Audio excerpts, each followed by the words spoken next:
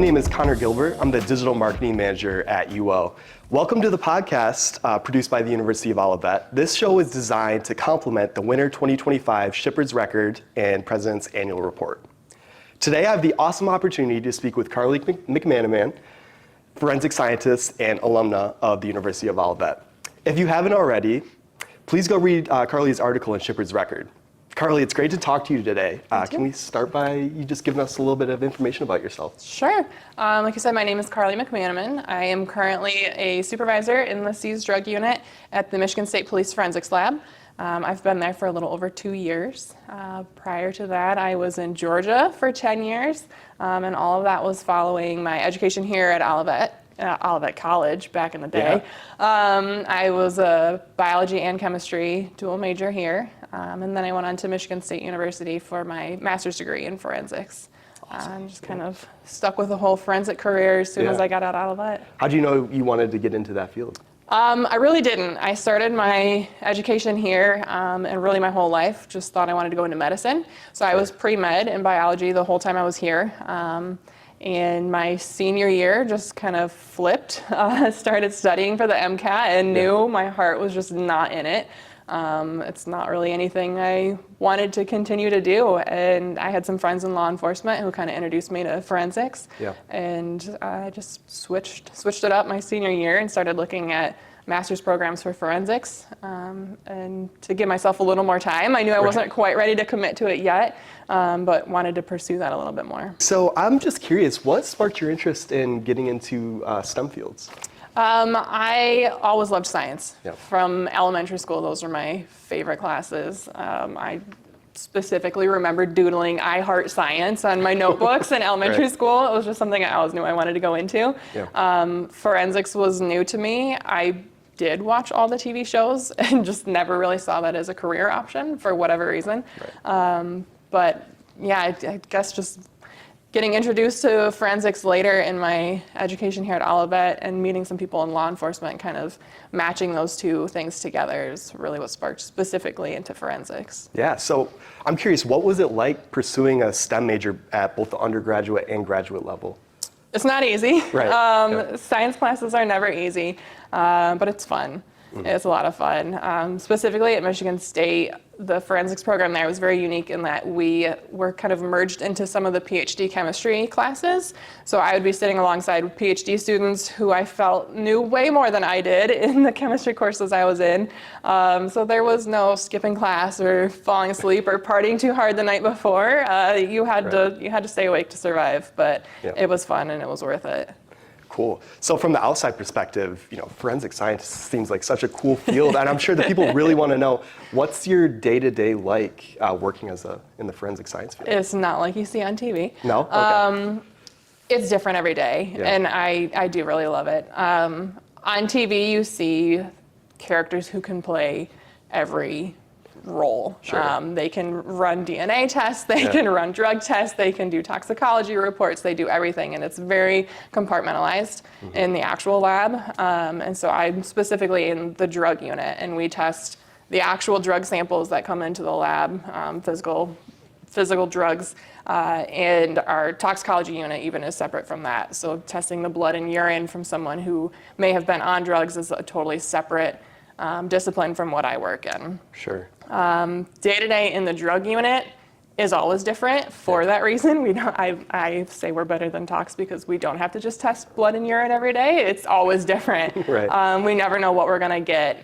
This morning before I left the lab, I had somebody come ask me what to do with their 50-ish pieces of paper that were in front of them that were suspected to maybe be soaked with drugs, but maybe not. And how do you decide which ones are soaked and which ones aren't? And she had another case that was running that was a bottle of lotion suspected to be somehow saturated with drugs in it. And everything is so unique, and it's just constantly trying to figure out what to do with it.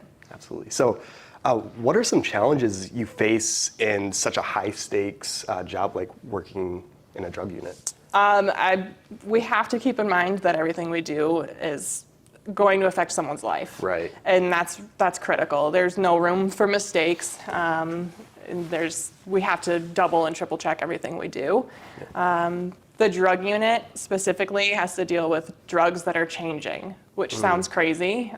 You've heard of meth, you've heard of cocaine, and those are of course still around, but drugs are always changing. Even when you hear about fentanyl, it's not just fentanyl. There are multiple types of fentanyl, and those are constantly changing. Benzodiazepines like Xanax, those are counterfeited constantly, and we don't necessarily know what it's going to be. And so we might get data back that doesn't match any of our references, our resources, and we have to figure out what is this new thing. And these are being manufactured overseas where they're trying to just tweak the chemical structure a little bit and make it not illegal anymore. And so then that's on us to figure out what exactly is it, and is it still legal or illegal, or how much can we even say about the legality of it? Right. And it's a unique challenge. Yeah, so you spoke on the challenges. I'd imagine there's also a lot of rewarding aspects. Oh, for sure. Yeah, can you speak on those? Yeah, again, just specific to the drug unit, we don't always get the fame and the glory of maybe DNA. That's, the golden standard of forensics, excuse me. We don't get the fame and the glory of DNA and the golden standard and all of that, but the drug unit still does very important work. There's over 100,000 overdose deaths a year in this country, and the more we can do to help officers get those drugs off the street, the better. I mean, you've heard the campaigns about fentanyl and one pill can kill, and it's true. We see that all the time. And so being able to help in those cases and see these large quantities of fentanyl or counterfeit tablets coming into the lab and knowing that those aren't on the street anymore, that's tens of thousands of lives that are potentially saved from those. And it doesn't get much better than that. That's a very rewarding part of the career. Amazing. So shifting gears here a little bit, STEM in general is typically looked at as a male-dominated field. Do you feel the same about your specific career, or? Not anymore. Really? It used to be, it's part of law enforcement, and it used to be very law enforcement heavy. The forensics jobs now really have shifted to civilians. Okay. And I feel like the more civilians that are getting in there, the more females are getting in there, and it's actually very female dominated at this point in the forensics lab specifically.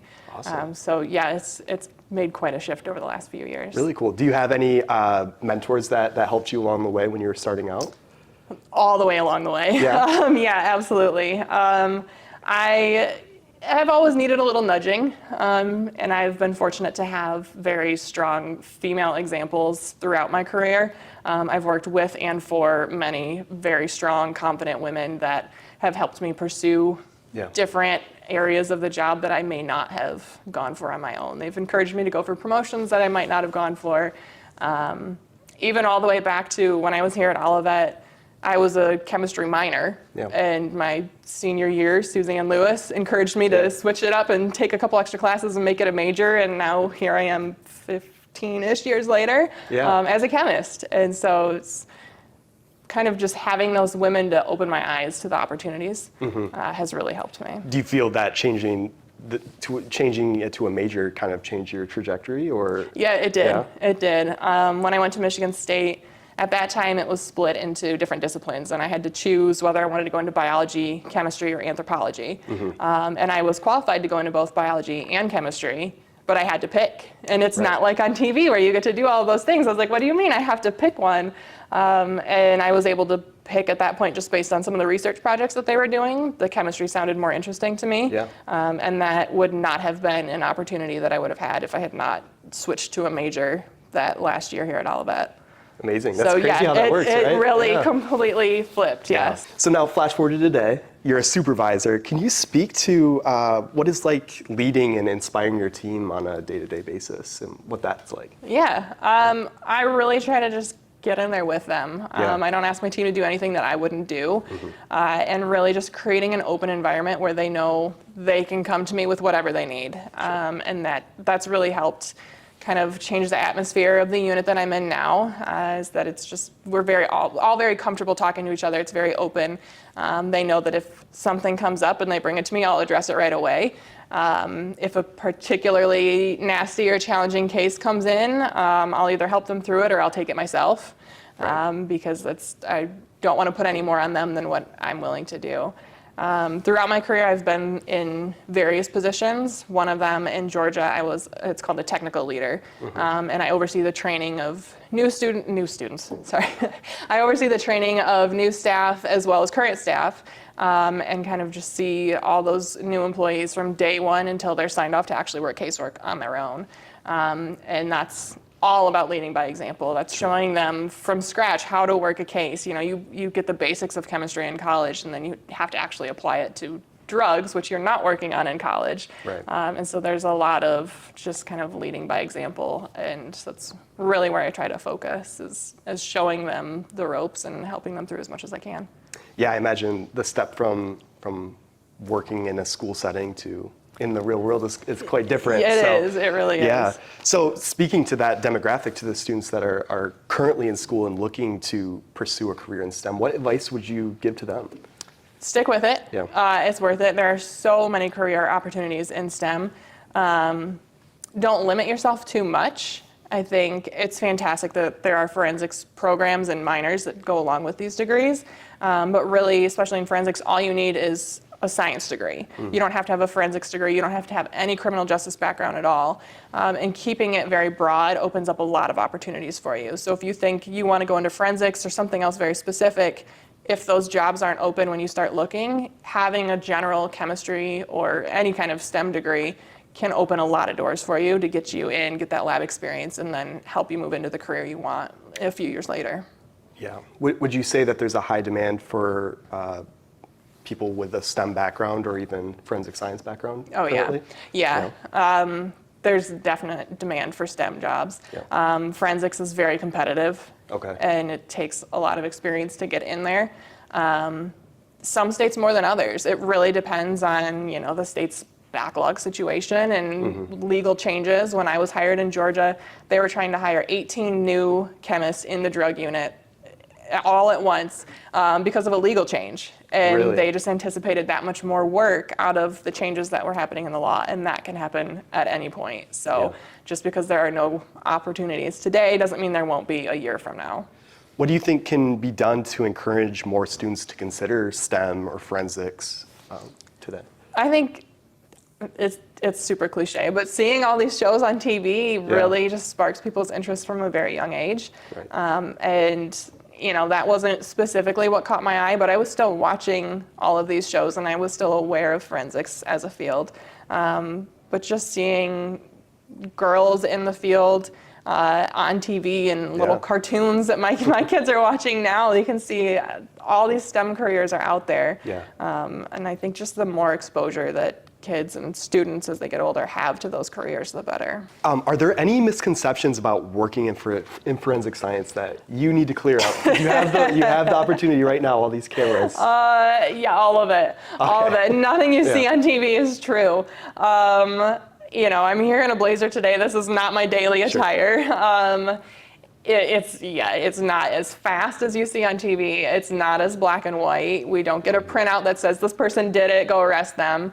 Even in the drug unit, we might be able to identify a specific compound, but I still can't tell you if it's illegal or not. There's gray area everywhere.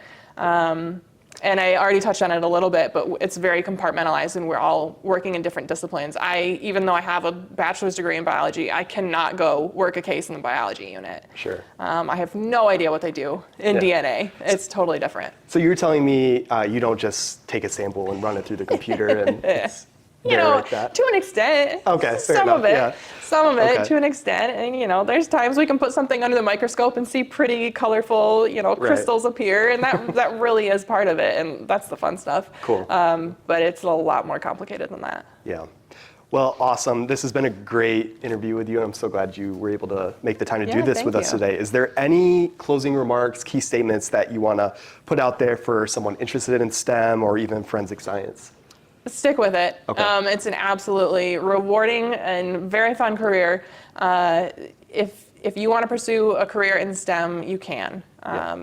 Sometimes the courses are hard, but it's worth it to stick it out and keep going with whatever it is you want to pursue. Just stick with it and follow your gut. Stand up for yourself and don't give up.